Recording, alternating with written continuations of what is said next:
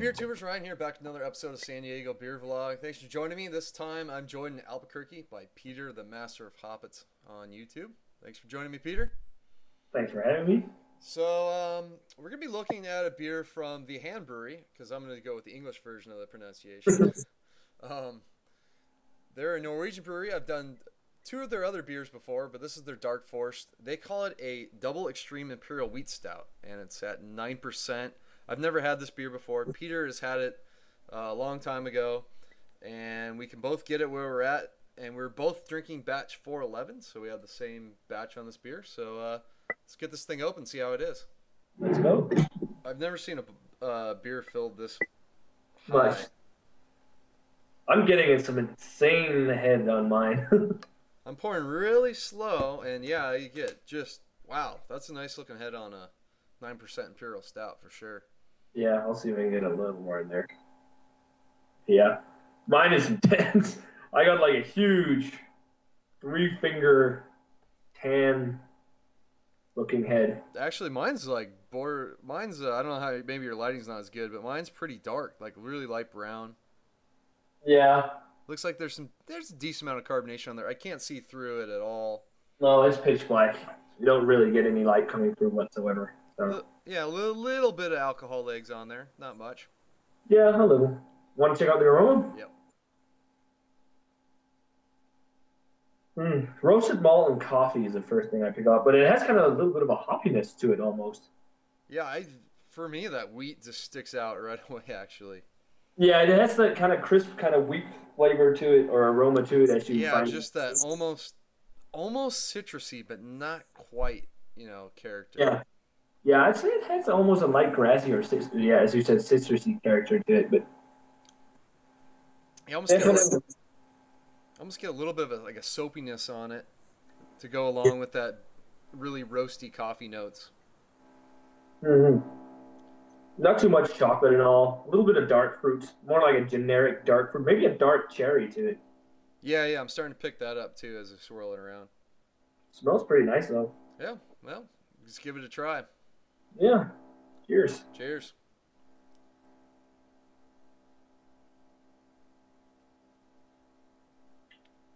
Light tartness to it. Yeah, I get that up front.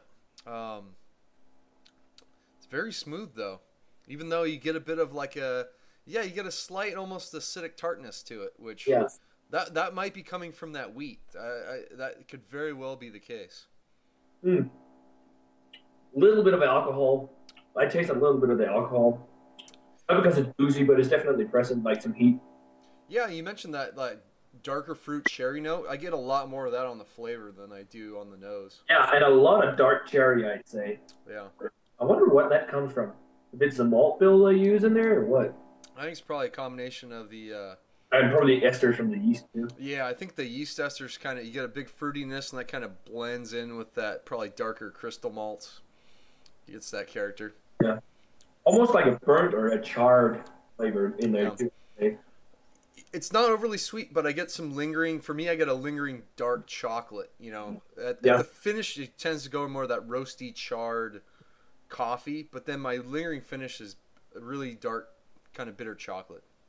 Yeah, I'd say so too, definitely. But still, for me, the most, it's quite carbonated actually for an Imperial Stout. Yeah, I wish the carbonation level was a little lower with it for sure. I could probably swirl up a good, finger and a half head on there. Yeah, but like definitely a lot of dark cherry to it, I think. Yeah, it reminds me a touch of Old Rasputin, but Old Rasputin's not quite. I think Old Rasputin is a sweeter too.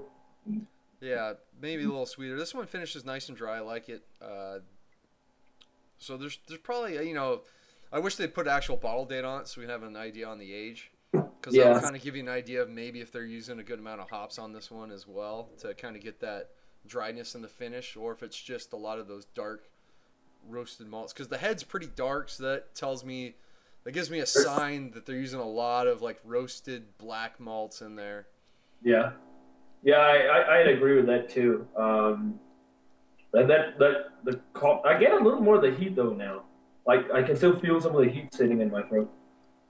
Yeah, up front, Up front, it's just like it's really like sweet, dark fruits and cherry notes up front.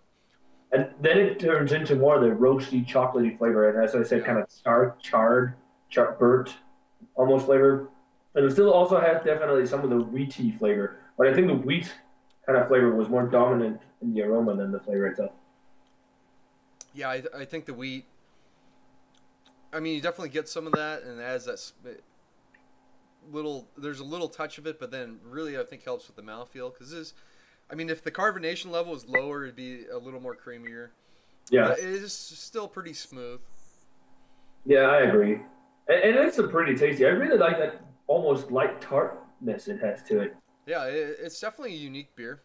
Uh, I don't know about double extreme, but whatever that Yeah, means.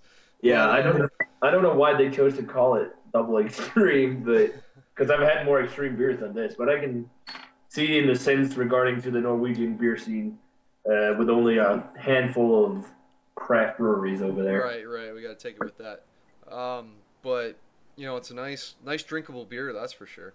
Yeah, definitely. And I kind of like it. It has that little kind of hoppy almost flavor to it. I actually now, when I think about it, almost get like a red apple.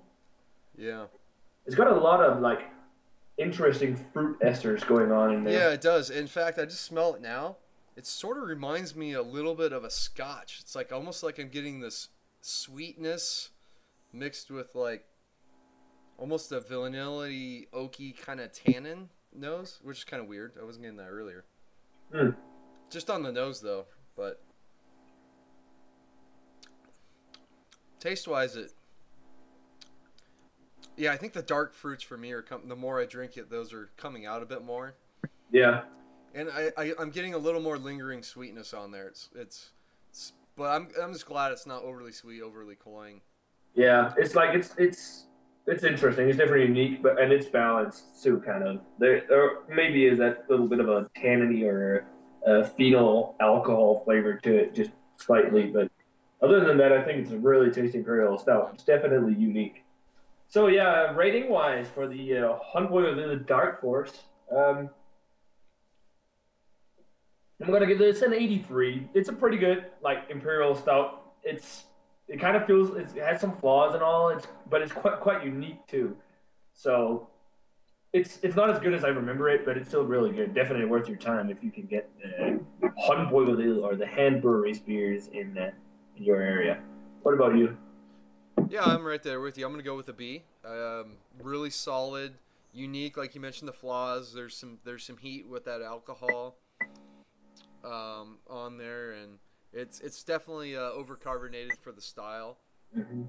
But it is, despite that, it's pretty drinkable and pretty unique. It has some interesting characteristics. So yeah, just a nice straight up B for this one. I really like this brewery though. They're doing some different stuff, and I can get their beers in San Diego all the way from Norway, so that's awesome too. Like there, if you've ever never had a beer from them, and if you like sour beers, I recommend you guys try a Hanbach. Yes, That's that's a phenomenal beer, recommended. But Dark Force, definitely worth checking out too. yeah, check this one out too. So it's gonna wrap it up. Thanks to Peter for joining me out in Albuquerque. Until next time, please comment, subscribe. Cheers. Cheers.